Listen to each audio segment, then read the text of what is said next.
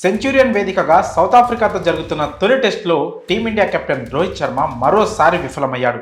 తొలి ఇన్నింగ్స్లో కేవలం 5 పరుగులు మాత్రమే చేసి నిరాశపరిచిన రోహిత్ రెండో ఇన్నింగ్స్లో మరీ దారుణంగా డకౌట్ అయ్యాడు. ఈ మ్యాచ్లోని 2 ఇన్నింగ్స్లోనూ రోహిత్ శర్మ రబాడా బౌలింగ్లోనే అవుట్ కావడం గమనార్హం. తొలి ఇన్నింగ్స్లో 14 బంతులు ఎదుర్కొని ఒక 4 సాయంతో 5 రన్స్ చేసి రబాడా బౌలింగ్లో బర్గర్కు క్యాచ్ ఇచ్చి అవుట్ అయ్యాడు.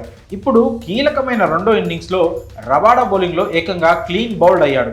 దీంతో రోహిత్ శర్మపై విమర్శలు వస్తున్నాయి. అసలు సౌత్ ఆఫ్రికాలో టెస్ట్ మ్యాచ్ అంటే ఎందుకు రోహిత్ ఇంత దారుణంగా విఫలమవుతున్నాడో అర్థం కావడం లేదంటూ క్రికెట్ నిపుణులు సైతం ఆశ్చర్యం వ్యక్తం చేస్తున్నారు.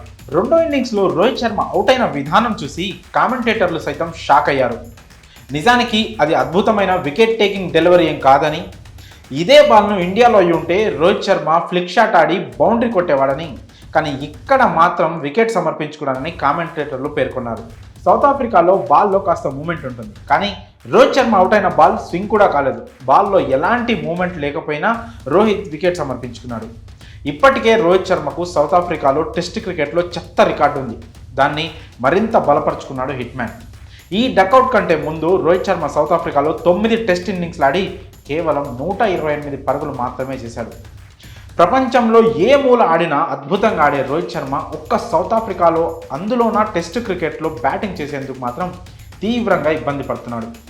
2013-14 మధ్యకాలంలో సౌత్ ఆఫ్రికా పర్యటనకు తొలిసారి వెళ్లిన రోహిత్ శర్మ 2 టెస్ట్ మ్యాచ్లు ఆడి 45 పరుగులు చేశాడు. జోహెన్స్బర్గ్లో జరిగిన తొలి టెస్టులో 20, డర్బన్లో జరిగిన 2 టెస్టులో 25 పరుగులు మాత్రమే చేశాడు.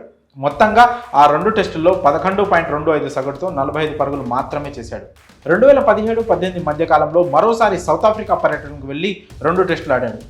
అప్పుడు కూడా దారుణంగా విఫలమయ్యాడు హిట్ మ్యాన్. కేప్టౌన్లో జరిగిన తొలి టెస్టులో 21 పరుగులు చేశాడు. సెంచురియన్లో జరిగిన 2వ టెస్టులో 57 పరుగులు చేశాడు. ఇప్పుడు తాజాగా సెంచురియన్లోనే జరుగుతున్న తొలి టెస్ట్ 2 ఇన్నింగ్స్లో కలిపి రోహిత్ చేసిన పరుగులు కేవలం 5.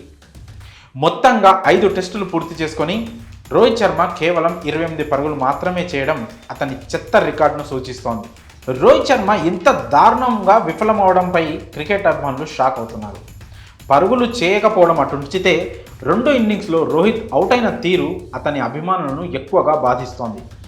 తొలి ఇన్నింగ్స్లో తన ఫేవరెట్ షాట్ అయిన పుల్ షాట్ ఆడబోయి అవుట్ అయిన రోహిత్ రెండవ ఇన్నింగ్స్లో అయితే ఎప్పుడు అవుట్ అవ్వని విధంగా ఒక నార్మల్ డెలివరీకి క్లీన్ బౌల్డ్ అయ్యాడు.